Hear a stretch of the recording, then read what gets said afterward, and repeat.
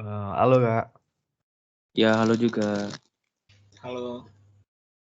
Halo. Halo. Ya, halo. Baik, di sini saya, pengen minta waktunya sedikit nih untuk nanya-nanya terkait tentang, kerukunan antar umat beragama. Nah, Ya. sebelumnya, boleh perkenalkan diri Kakak nggak? Oke, perkenalkan nama saya Hans Kristianto Simatupang. Saya mahasiswa Microskill, Universitas Microskill. Saat ini saya menempuh semester 7 dan agama saya Kristen Katolik. Perkenalkan, nama saya Ardi Saputra. Saya seorang mahasiswa dan saya beragama Islam. Perkenalkan nama saya Frederick Theodora, status mahasiswa, saya beragama Kristen Protestan. Perkenalkan nama saya Abdillah Zikri Al-Husni, saya agama Islam. Oke, saya Wilson, saya adalah mahasiswa Microskill dari Prodi Teknik Informatika, dari kelas IFB sore. Pada malam hari ini saya akan saya sebagai narasumber beragama Buddha akan menjawab pertanyaan dari Willy. Baik Kak, untuk mempersingkat waktu, kita mulai di pertanyaan yang pertama ya Kak. Menurut Kakak sendiri nih, kira-kira apa sih arti kerukunan antar umat beragama? Oke, dalam pandangan agama Kristen Katolik ya, kerukunan antar umat beragama itu bisa diartikan sebagai upaya untuk berdampingan dengan saling menghargai, menghormati, atau bisa memperkaya satu sama lain gitu.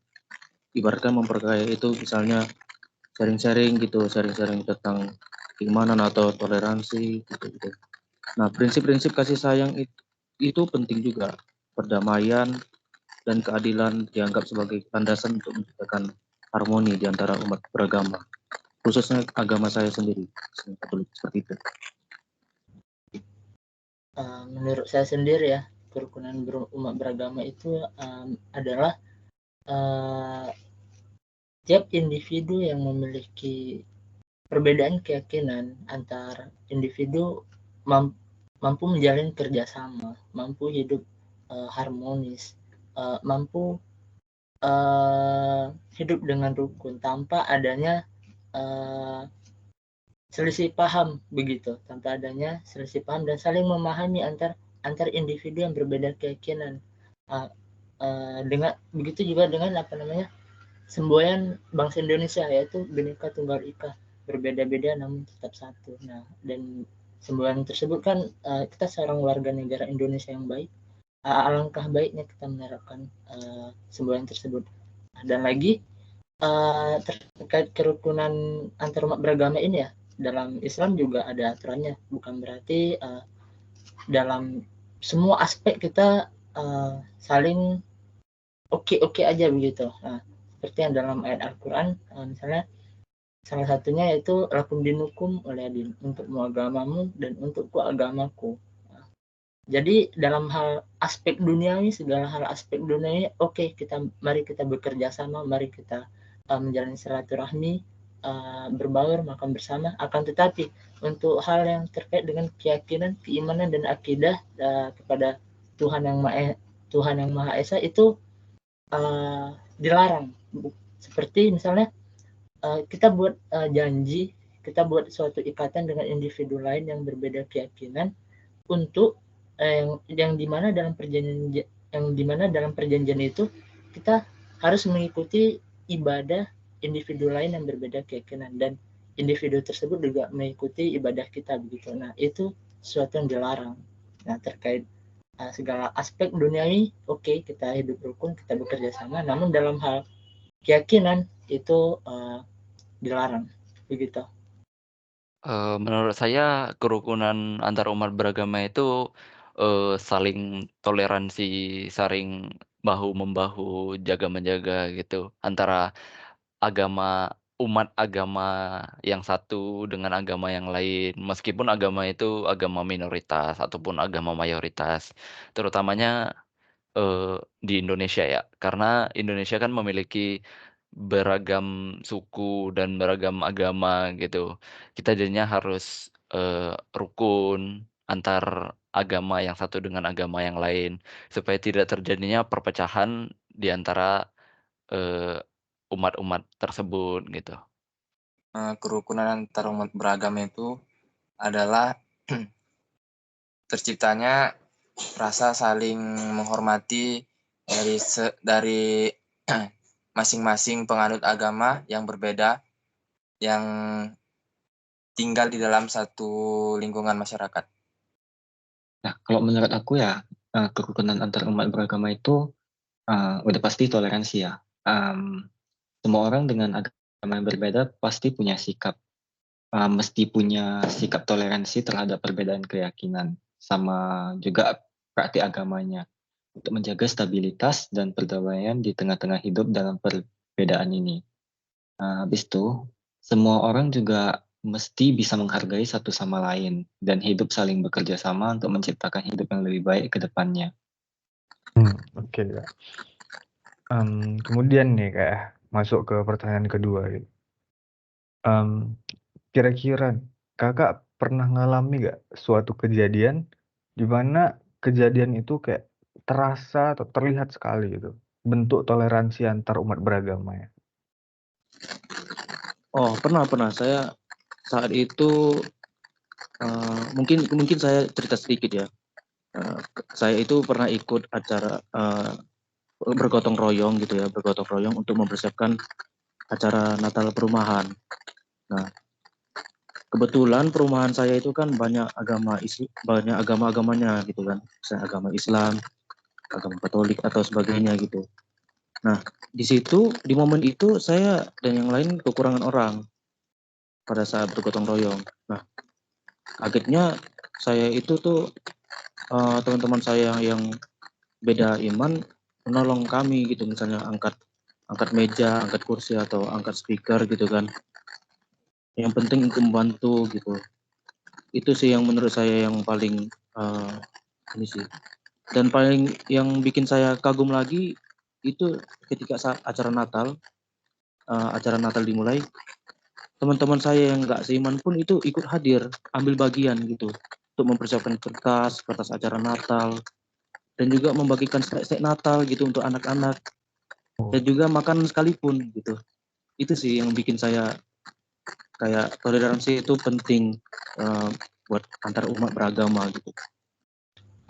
Sangat terlihat ya, tidak usah jauh-jauh, saya seorang mahasiswa dan di kampus saya sendiri itu sangat toleransi dan sejauh ini saya sudah semester 7, saya belum pernah menemukan sebuah kasus yang saya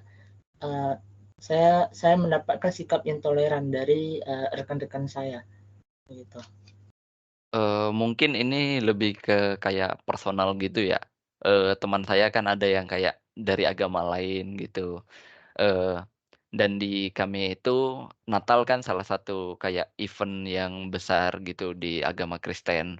Nah gitu pada saat saya mengajak gitu teman saya untuk datang ke tempat ibadah saya untuk merayakan Natal gitu, eee, dia kayak menerima gitu dan ya begitu. Teman saya itu dari agama lain menerima, dia mau datang gitu untuk meramaikan suasana gitu. Salah satu bentuk kecil yang bisa kita lihat itu adalah, gotong royong yang biasa dilakukan di desa-desa, di mana tidak ada pembedaan dan di situ terasa toleransinya, karena di situ setiap penganut agama apapun itu ikut dalam kegiatan tersebut. Nah, kalau yang ini saya rasa pernah ada kejadiannya, tapi saya nggak gitu ingat gitu. Tapi, ada momen lain yang kalau saya ambil contoh konkretnya aja ya, kalau di kampung saya kadang kalau ada anak laki-laki yang baru siap sunat itu ada dirayakan pestanya, dan biasanya itu kami sebagai umat non-muslim juga ada diundang untuk datang. Nah, selain dari contoh itu, toleransi itu juga terasa pada saat bergaul sama teman-teman atau circle yang saya punya saat ini gitu. meskipun ada yang berbeda agama, tapi itu sama sekali bukan masalah gitu. Bahkan untuk saat ini kalau berteman dengan seseorang yang dengan seseorang yang beda agama, secara nggak sadar itu saya nggak membedakan mana yang beragama Muslim, mana yang beragama Buddha, dan mana yang Kristen. Bagi saya semuanya punya value yang sama, dan itu pada akhirnya bergantung sama karakternya masing-masing sih, bukan dengan agama yang mereka miliki. Oke, baik Kak. Kemudian pertanyaan terakhir nih. Kira-kira nih Kak, dengan kejadian yang Kakak alami tadi itu, ke depannya Ya. mungkin nggak bakal ada manfaat-manfaat yang bakal timbul gitu? Menurut saya sangat mungkin ya, karena kejadian tersebut itu udah menciptakan momen yang sangat positif gitu kan, dan memperkuat nilai-nilai toleransi gitu antara umat beragama. Ya, bisa mungkin saja dengan hidup rukun tadi, dan kita bisa saling mempercayai, kita bisa saling memahami antar individu yang berbeda keyakinan. Jadi kita tidak ragu dengan rekan kita tadi, dan kita meyakini dan tidak membeda-bedakan antar individu. Oh, misal saya seorang Islam, saya harus bekerja sama, atau rekan kelompok saya harus Islam semua nih, begitu. Nah, atau mungkin di masa yang akan datang, mungkin di dunia pekerjaan, saya tidak ragu untuk untuk bekerja sama dengan rekan tim saya yang sekarang ini yang mungkin berbeda keyakinan. Saya tidak akan ragu, karena kenapa? Mereka baik kok ke saya gitu, saya juga bisa baik ke mereka. Nah, itu tadi, karena hidup rukun, harmoni, saling memahami. Intinya sih kita saling memahami, dan yang paling penting itu memperdalam ilmu agama kita dan pendidikan, begitu. Pertama untuk personal sih pastinya ada, karena saya mengetahui bahwa teman saya itu tidak diskriminasi, milih-milih teman karena agama atau budaya gitu. Baru ya menurut saya dari point of view teman saya itu, dia pun lebih tahu tentang budaya agama kami gitu. Mungkin sekian. Menurut saya, dengan kejadian tersebut sangat memungkinkan untuk menimbulkan manfaat yang bagus, apalagi jika kita melakukannya dalam waktu yang intens atau kita sering melakukannya. Hal ini dapat melatih kerukunan kita dan toleransi kita antar umat beragama. Pastinya bakal ada banyak manfaat-manfaat yang bagus ya gitu ya. Kalau saya sih yakin kalau setiap individu negara kita bisa kalau punya kesadaran atas toleransi itu, pasti negara kita bakal jauh lebih maju dari segi tatanan sosialnya, itu terutama ya. Kemudian hal itu juga akan memicu pertumbuhan pada kesejahteraan masyarakat beserta aspek-aspek positif lainnya. Selain itu, ide-ide mutakhir juga bakal muncul lebih banyak karena setiap orang atau masing-masing individu tidak ada ketutupan koneksi karena udah mau saling terbuka gitu satu sama lain, tanpa bedakan agamanya gitu. Oke, baik Kak. Mungkin kita cukupkan saja interview singkat ini. Terima kasih atas waktunya, dan sampai jumpa kembali Kak di lain waktu. Oke, terima kasih atas waktunya juga.